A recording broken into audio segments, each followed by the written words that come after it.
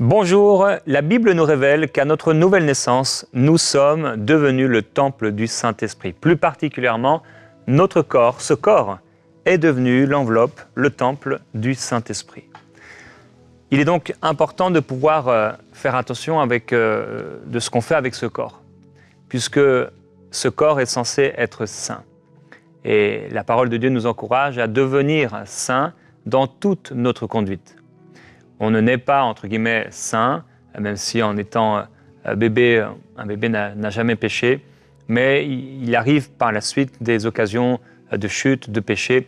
On tombe dans le péché, on devient pécheur par nature. Et la parole de Dieu nous encourage à devenir saints. Donc la sainteté de Dieu doit se manifester de plus en plus dans notre vie. Et nous sommes toujours dans la première épître aux Corinthiens. L'apôtre Paul essaie de traiter les désordres dans cette église. Et il dit au verset 1 du chapitre 5, « On entend parler constamment d'inconduite parmi vous. » Alors, c'est assez étonnant de voir qu'une église qui marchait dans les dons de l'Esprit, qui recevait de puissants serviteurs de Dieu, qui marchait dans l'intégrité, dans l'honnêteté, etc., pouvait vivre de telles situations. Et en fait, l'apôtre Paul entendait donc régulièrement des bruits concernant l'église de Corinthe. Dans l'église de Corinthe, pendant que plusieurs personnes prophétisaient, pendant qu'il y avait parmi eux des paroles de connaissance, pendant qu'il y avait des dons de guérison, pendant qu'il y avait de merveilleuses prédications, pendant qu'il y avait même certainement des miracles qui se manifestaient et des personnes qui venaient au Seigneur Jésus-Christ, il y avait aussi de l'inconduite. Et certainement que cette inconduite, d'ailleurs, devait empêcher quand même, et devait commencer à empêcher le Saint-Esprit d'agir. Le Saint-Esprit et Dieu fait ce qu'il veut, bien sûr, mais le péché dans l'Église et le péché que nous conservons dans l'Église et que nous ne voulons pas traiter peut attrister le Saint-Esprit au point où l'Esprit de Dieu nous laisse faire, entre guillemets, l'Église sans lui. Il ne faut pas qu'il en soit ainsi. Et donc l'apôtre Paul entendait, et pas un peu, mais il entendait constamment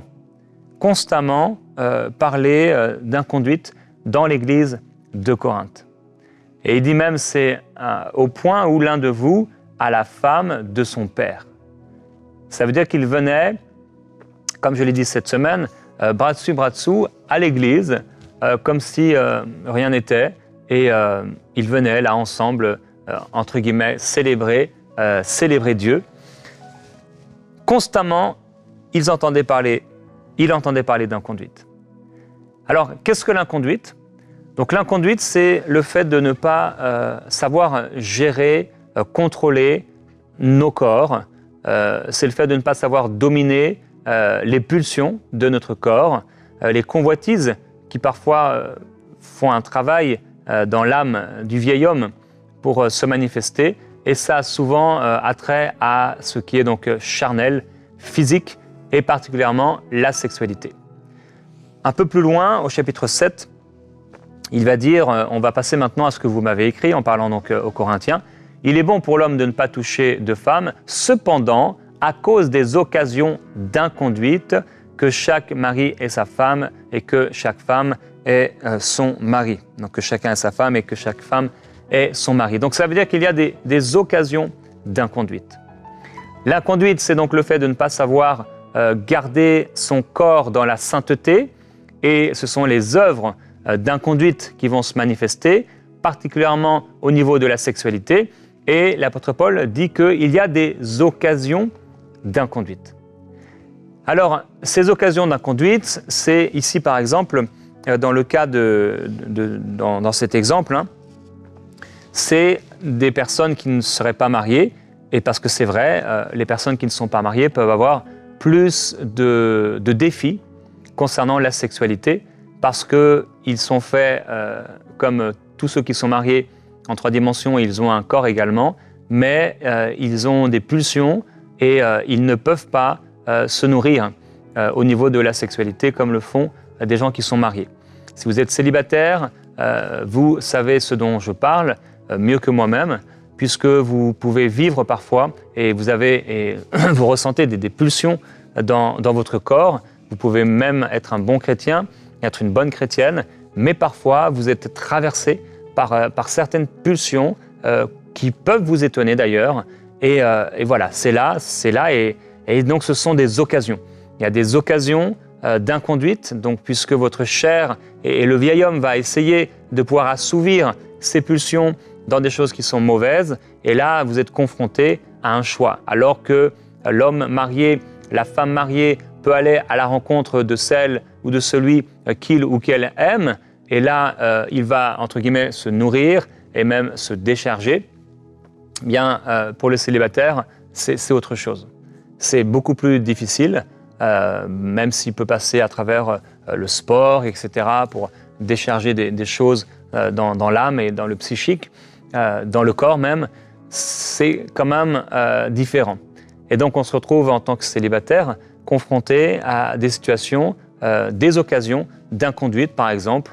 On peut se retrouver avec ses pulsions. Il y a des saisons aussi particulières. Là on est en été, et l'été, eh bien, voilà, il y a toutes sortes de choses, le soleil, la chaleur.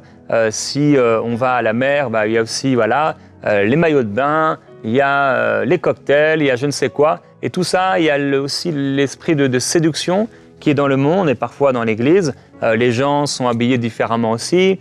Les jeunes filles ou les femmes peuvent s'habiller un peu plus légèrement, pareil pour les hommes. Et il peut y avoir des occasions d'inconduite. Donc les occasions d'inconduite, ce sont des événements, des occasions, des rendez-vous qui n'étaient pas le rendez-vous de l'homme. On se retrouve dans telle situation et à un moment, il y a une occasion d'inconduite. J'ai plusieurs fois parlé de cet exemple qui m'a marqué. Dans le train, je revenais de Bretagne où j'avais prêché l'évangile. Je remontais sur Paris à l'époque où on habitait. Et là, dans le train, une femme me fait du pied sous la table. Et bon, le train était plein à craquer, je ne pouvais pas me déplacer. Au début, je me dis, bon, elle fait pas exprès, deuxième fois, troisième fois, quatrième fois. Bon, j'ai su que c'était volontaire de sa part. Alors, j'ai commencé à méditer la Bible, etc. Et j'ai pu partager un peu avec elle. Voilà une occasion d'inconduite. Et donc, il y a des occasions d'inconduite. Ce sont peut-être deux chrétiens, un chrétien et une chrétienne qui sont ensemble, un frère et une sœur en Christ, qui sont ensemble un soir. Et là, peut-être, je ne sais pas où ils sont dehors, ils sont au bord de la mer, ils sont dans une rue tranquille, ils sont dans une chambre, là où ils ne devraient pas se trouver, ils sont dans une voiture et chacun d'eux vit, il y a une pulsion qui est là, il y a un désir et là, il y a une occasion d'inconduite devant eux. Si en plus, ils sont encouragés par des films qu'ils ne devraient pas regarder, par des romans qu'ils ne devraient pas lire, par des stories, des publications sur les réseaux sociaux qu'ils n'auraient pas dû regarder et par des films encore plus, on pourrait parler de la pornographie ou des choses érotiques, il est évident que ces personnes ont ouvert des portes et ça multiplie les occasions de chute et ça multiplie les occasions de péché. Alors, est-ce que l'inconduite se trouve dans ta vie? Que tu sois célibataire ou marié, cette inconduite peut se trouver dans ta vie et il faut traiter l'inconduite. J'ai dit cette semaine que le méchant sera expulsé de l'Église. Maintenant, ce n'est pas parce que quelqu'un va tomber à un moment ou à un autre qu'il va être expulsé de l'Église, bien entendu que non. Et le but de l'apôtre Paul, quand il dit qu'un tel homme soit livré à Satan pour la destruction de la chair, c'est pour que l'esprit soit sauvé au jour du Seigneur. Donc ça veut dire qu'au bout d'un moment, il est possible que les autorités et les responsables de l'Église, devant une personne qui ne veut pas changer et qui demeure dans le péché et qui va même peut-être parfois prêcher son péché, ils soient obligés de le mettre en dehors de l'Église. Donc, et c'est ainsi que la personne est en quelque sorte livrée à Satan et malheureusement cette personne peut mourir prématurément et il peut aussi lui arriver toutes sortes de catastrophes. Je prie que ce ne soit pas votre cas mais que vous puissiez vous repentir avant cela. Et donc, il y a des occasions d'inconduite et ici, chez les Corinthiens, l'apôtre Paul entendait parler constamment d'inconduite. Et donc, il ne faut pas être non plus très étonné que plus tard, quand il parlera du repas du Seigneur et que si on prend le repas du Seigneur sans savoir ce que nous sommes en train de faire, alors ça ne veut pas dire qu'on ne comprend pas que c'est le pain, le corps du Seigneur, le vin, etc., le sang du Seigneur, mais c'est qu'en fait, on le prend en vivant n'importe comment et il dit que parmi vous, bien, il y a beaucoup de personnes qui sont malades, qui sont infirmes, qui sont morts. Parce qu'on comprend qu'il y avait au milieu d'eux constamment de l'inconduite, au point où il donne un exemple parmi d'autres, et même il dira une inconduite qui ne se trouve même pas, qui ne se rencontre même pas chez les païens. Donc c'était quand même un haut niveau d'inconduite, au point où donc l'un de vous a la femme de son père. J'ai cité cet exemple. L'inconduite, c'est donc ne pas savoir gérer son corps et ne pas réussir à demeurer dans la sainteté alors que nous sommes le temple du Saint-Esprit. Et c'est donc devant des occasions d'inconduite y tomber, peut-être même créer des occasions d'inconduite. Alors, quelques exemples de l'inconduite, ça peut être par exemple l'adultère. Quelqu'un qui est marié et qui va coucher ou avoir des relations sexuelles avec une autre personne que son épouse ou son époux, ça s'appelle de l'inconduite. Un couple qui regarde de la pornographie ensemble, ça s'appelle de l'inconduite. Un couple qui fait de l'échangisme, ça s'appelle de l'inconduite. Quelqu'un, marié ou pas, qui essaie de regarder les dessous des gens sous les robes, sous les jupes ou je ne sais quoi, ça s'appelle de l'inconduite. Quelqu'un qui va mettre des caméras ou je ne sais quoi pour regarder des gens se dénuder ou des gens faire dans des positions, des endroits particuliers, ça s'appelle de l'inconduite. Quelqu'un qui essaie de regarder une personne en train de se doucher, ça s'appelle de l'inconduite. Quelqu'un qui regarde de la pornographie seul, ça s'appelle de l'inconduite. Quelqu'un qui va avoir des relations sexuelles en dehors du mariage, ça s'appelle de l'inconduite. Donc il y a beaucoup d'exemples d'inconduite, beaucoup de choses. Bien sûr, tout ce qui est aussi après des viols, etc. Bon, là, c'est encore au-delà même de l'inconduite, hein, le crime, c'est comme un meurtre, c'est un abus, et ça doit être dénoncé, c'est terrible. Tout ça, c'est l'inconduite.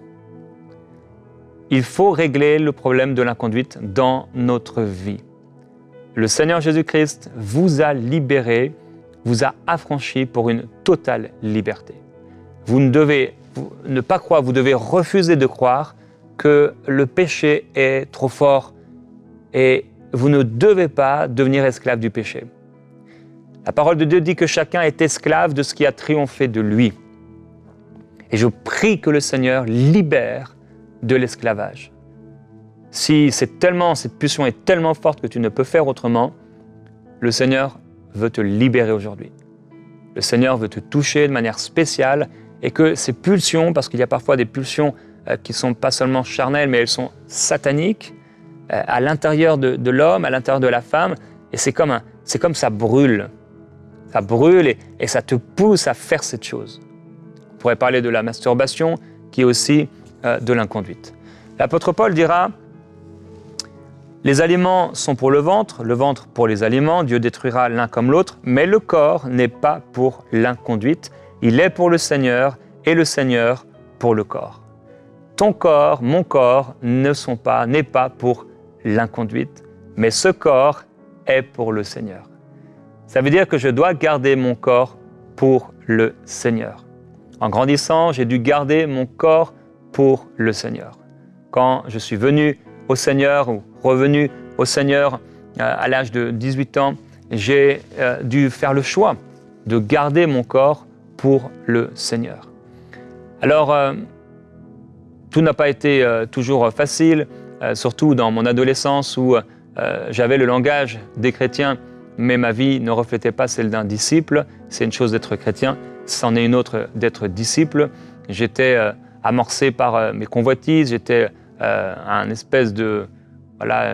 j'étais obligé d'être toujours dans une relation amoureuse avec une fille, et j'étais vaincu, esclave du péché, mais le Seigneur m'a libéré. Le Seigneur m'a libéré.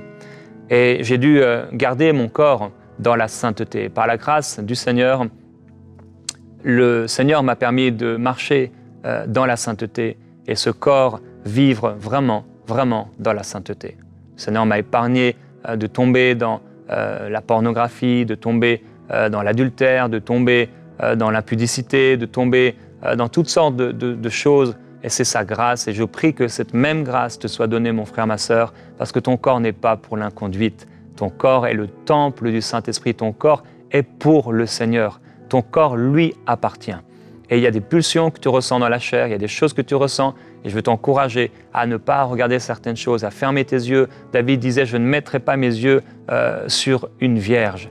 Et que tu puisses vraiment ne pas regarder ce que tu ne dois pas regarder et aller dans le lieu secret, trouver la force et la puissance de surmonter le mal et toute adversité parce qu'il n'y a aucun Goliath qui soit trop grand pour toi. Et certains, j'ai la pensée maintenant, vous avez ce qu'on appelle et ce qu'on peut appeler des maris ou des femmes de nuit, mais ces personnes, ces esprits n'ont rien à faire dans votre vie et vous pouvez en être délivré, libéré complètement.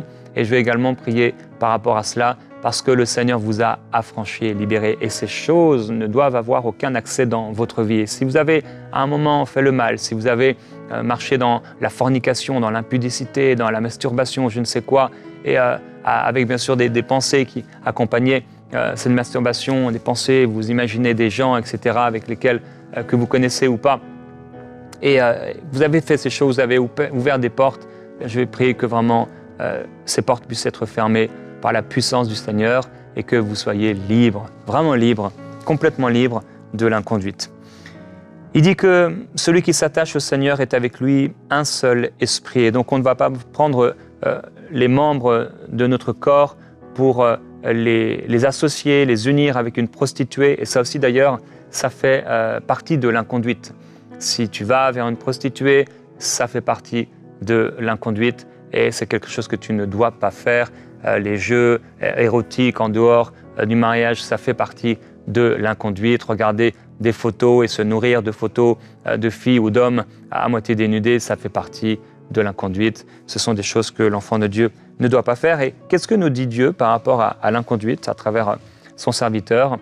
Il ne nous dit pas d'essayer de dealer avec l'inconduite, il ne nous dit pas de discuter avec l'inconduite ou d'essayer de ne pas tomber dans l'inconduite, ou même de s'efforcer de ne pas tomber dans l'inconduite. D'ailleurs, il ne nous dit même pas, entre guillemets, de prier pour être libéré de l'inconduite, mais il nous dit quoi? Devant l'inconduite, il dit « fuyez ». Fuyez l'inconduite. 1 Corinthiens chapitre 6, verset 18. « Fuyez l'inconduite. Quelque autre péché qu'un homme commette, ce péché est extérieur au corps, mais celui qui se livre à l'inconduite pêche contre son propre corps. Ne savez-vous pas ceci? Votre corps est le temple du Saint-Esprit qui est en vous et que vous avez reçu de Dieu, et vous n'êtes pas à vous-même, car vous avez été rachetés à grand prix. Glorifiez donc Dieu dans votre corps. Je veux glorifier Dieu dans mon corps. Si j'avais écouté ma chair, frères et sœurs, eh bien je n'en serais pas là. Si j'avais écouté ma chair et le vieil homme, si j'avais écouté les pulsions, si j'avais écouté les pensées, si j'avais écouté les choses qui venaient comme ça, Dieu a-t-il réellement dit? Si j'avais écouté le serpent dans le désert, si j'avais écouté le serpent dans des moments de faiblesse ou de fatigue, eh bien, je serais tombé. Mais le Seigneur m'en a gardé et je prie que le Seigneur te garde. Il a la puissance de te faire tenir debout jusqu'à la fin, et que tu sois marié ou pas, que tu sois en couple ou pas, que tu sois célibataire ou pas. C'est le même esprit qui peut te garder. C'est le même esprit qui gardait l'apôtre Paul célibataire. C'est le même esprit qui gardait Jésus-Christ célibataire. Et il n'est pas tombé, ni avec la femme samaritaine, ni avec aucune Marie, comme le monde a pu le prétendre. Il n'est tombé avec personne. Aucune femme ne l'a fait tomber. Et aucun démon n'a pu le faire tomber. Et il nous a donné la puissance, puisqu'il a vaincu la puissance du péché, de la mort. Et c'est en lui que nous sommes vainqueurs et plus que vainqueurs. On a été rachetés à grand prix. Alors on doit refuser que ce corps vive dans l'inconduite, qu'on vive dans l'inconduite. Il dira à un moment, ne vous privez pas l'un de l'autre en parlant des couples, si ce n'est momentanément d'un commun accord afin d'avoir du temps pour la prière, puis retourner ensemble de peur que Satan ne vous tente par votre incontinence. Je veux ici faire une parenthèse pour les couples mariés. Si vous êtes mariés, il faut que vous ayez des relations sexuelles épanouies l'un et l'autre. Il le faut. Vous avez l'un et l'autre un seul restaurant dans lequel vous pouvez manger. Il n'y en a pas d'autre. Faites de ce restaurant un excellent restaurant. Faites de ce restaurant un restaurant, le seul restaurant où votre mari aura envie d'aller se nourrir, où votre épouse aura envie d'aller se nourrir. Alors, tout ne se situe pas là dans le lit, mais ça fait partie de la vie conjugale et ayez vraiment de l'amour l'un pour l'autre au-delà de ce qui se passe dans la chambre. Bien sûr, vous allez vous déverser en amour, vous bénir, vous faire du bien, parler positivement, encourager, prier ensemble, passer du temps de qualité ensemble. Tout ça, oui, bien sûr, c'est important. Mais ici, on a vraiment une instruction de ne pas se priver l'un de l'autre et de ne pas priver l'autre. Ne prive pas ton mari. Ne prive pas ton épouse. Ça s'appelle un péché. Si tu la prives, tu pèches. Si tu le prives, tu pèches. Mais retournez ensemble. Retournez ensemble. Et il dit à ceux qui ne sont pas mariés et aux veuves, je dis qu'il leur est bon de rester comme moi, mais s'ils manquent de continence, qu'ils se marient, car il vaut mieux se marier que de brûler. Là, il parle ici, non pas de brûler en enfer, je crois personnellement, puisque le terme qu'il utilise de brûler, c'est vraiment échauffer, être échauffé, de brûler de l'intérieur. Ce sont ces passions, on est enflammé à l'intérieur. Et donc, cette personne, au lieu de brûler, d'être passionné à l'intérieur, vous êtes dans une relation avec quelqu'un, vous vous aimez, c'est la bonne personne. Bien, au lieu de rester comme ça pendant 107 ans fiancés, mariez-vous. Vous vous aimez, c'est la bonne personne. Il faut arrêter au bout d'un moment de se poser 150 000 questions. On a prié ensemble, on a la paix de Dieu dans notre cœur, on s'aime tous les deux, on marche avec Dieu, on a discuté, on a communié, on s'aime. Mariez-vous, afin de ne pas brûler. Je veux prier, puisque cela m'est venu à la pensée, pour ceux qui sont vaincus par ce qu'on appelle des maris et des femmes de nuit. Donc la nuit, certains, vous m'écoutez, vous ne savez pas ce que c'est. Vous avez comme un esprit qui, entre guillemets, que ça ressemble à un abus dans votre corps et vous pouvez vous réveiller. Il y a des choses qui se sont passées dans votre corps. Certains même, vous ressentez physiquement ces choses. Et j'aimerais vous dire que si vous appartenez au Seigneur Jésus-Christ, cela ne doit pas arriver. C'est pas possible que ça arrive. Ça n'arrivait pas, j'en suis convaincu, à l'apôtre Paul. Ça n'arrivait pas au Seigneur Jésus-Christ, ça ne m'arrive pas, ça ne doit pas vous arriver. Et vous devez vous lever dans la foi et dans votre autorité pour chasser Satan de votre corps, de votre vie, de votre maison, de votre chambre, de votre lit. Quand je voyage dans les différents pays, dans les chambres d'hôtel, à chaque fois je déclare en arrivant la Seigneurie de Christ dans le lieu où je me trouve, afin de dormir tranquille, et je dors tranquillement et paisiblement. Vous devez refuser que ces esprits s'attachent à vous. N'ayez pas peur. N'ayez pas peur. Jésus a vaincu le monde. Et je veux prier pour vous, mais fermez les portes.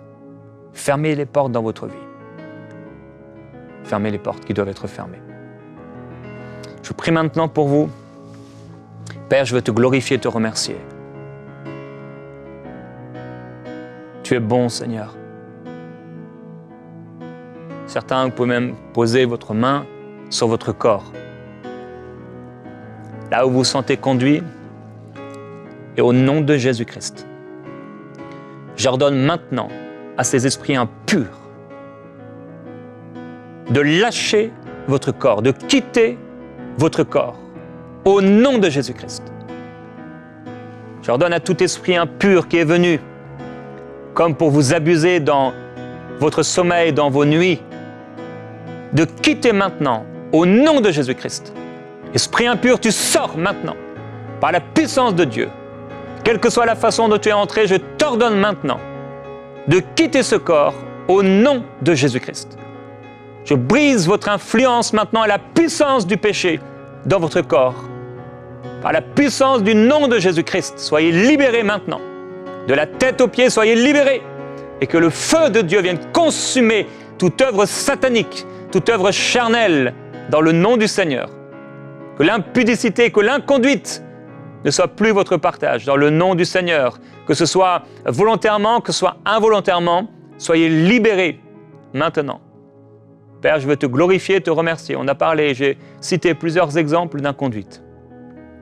Je prie que tu libères ton peuple, Seigneur. Tu l'as libéré, tu l'as affranchi. Que cette délivrance soit totale, que cette libération soit totale. Certains, vous êtes pris avec des passions, vous ne pouvez pas faire autrement. C'est comme quelque chose vous pousse à l'intérieur. Soyez libérés. Recevez cette délivrance.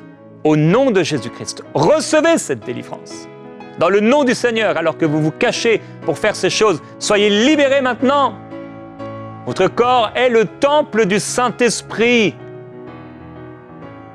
Vous n'avez pas été créé pour vivre dans ces choses et vous sentir sale et souillé.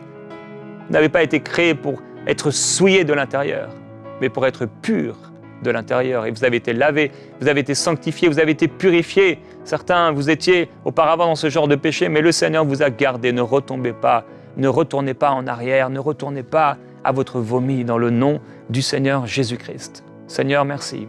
Déclarez avec moi. Mon corps est le temple du Saint-Esprit. Mon corps ne m'appartient pas, mais il t'appartient, Seigneur Jésus. Mon corps est maintenant libéré, mon âme libérée du pouvoir du péché. Je suis libéré des pulsions qui venaient pour me faire tomber. Les mauvais esprits n'ont aucun pouvoir sur moi. Je dors paisiblement, tranquillement, par la puissance du Saint-Esprit en moi. Mes pensées sont saintes et saines. Mes pensées sont pures et glorieuses. Et devant le péché, devant la tentation, je m'écrirai, déclarerai, ainsi parle l'Éternel. Je m'écrirai, je dirai, je proclamerai, il est écrit. Je suis saint, car mon Dieu est saint. Mon corps est saint, tous mes membres sont saints. Je suis pur de l'intérieur. Mes pensées sont pures et glorieuses. Je suis saint, rempli du Saint-Esprit. Je suis libéré de ces choses. Je hais ces choses. Je déteste ces choses. Je n'en veux plus. Je renonce à ces choses au nom de Jésus. Je renonce à l'inconduite. Je renonce à toute forme d'impudicité sous toutes ses formes, au mal sous toutes ses formes, au nom de Jésus. Je brise maintenant toute alliance qui a pu avoir. Je brise maintenant toute malédiction qui a pu avoir dans ma vie contre moi pour me faire du mal, pour me nuire, pour m'empêcher de faire le bien et pour me faire tomber dans le mal. J'en suis libéré par la puissance de Dieu. Tout lien est brisé au nom de Jésus-Christ. Certains, vous avez eu des relations sexuelles avec ce que vous appelez des ex. Coupez maintenant ces liens au nom de Jésus-Christ. Déclarez, je coupe maintenant tout lien physique, émotionnel, spirituel et psychique avec ces personnes. Vous pouvez citer leur nom maintenant. Déclarez maintenant, je coupe ce lien au nom de Jésus-Christ. Ce lien est coupé par la puissance de Dieu. Plus rien ne me rattache à cette personne. Au nom de Jésus, j'ai été libéré, j'ai été pardonné. Oui, Seigneur, pardonne-moi, pardonne-moi. S'il y a des péchés à confesser, demandez pardon au Seigneur maintenant. Dites, Seigneur, je ne veux plus de ça, pardonne-moi. Pardonne-moi d'avoir fait ces choses. Pardonne-moi d'avoir voulu faire ces choses. Je ne tomberai pas. Tu as le pouvoir de me garder debout jusqu'à la fin. Seigneur, merci. Merci parce que avec ce corps, je te servirai. Avec ce corps, Seigneur, j'accomplirai de grandes choses. Tu es bon, je te glorifie. Amen. Et Père, je prie pour ton peuple afin que vraiment, tu leur donnes de la sagesse dans leur conduite. Ta parole nous montre qu'il y a des occasions d'inconduite, mais il y a beaucoup d'occasions qu'on peut éviter. Père, je prie qu'ils ne se trouvent pas au mauvais moment, au mauvais endroit. Je prie qu'ils n'aillent pas dans cet endroit où ils ne doivent pas aller, dans cette relation dans laquelle ils ne doivent pas se mettre. Garde-les, Seigneur Jésus-Christ. Garde-les. Protège-les encore, que l'Esprit parle fort à l'intérieur d'eux. Merci, Seigneur. Amen. N'attristez pas le Saint-Esprit de Dieu, mais soyez dans ce corps rempli de l'Esprit. À demain dans Prière inspirée.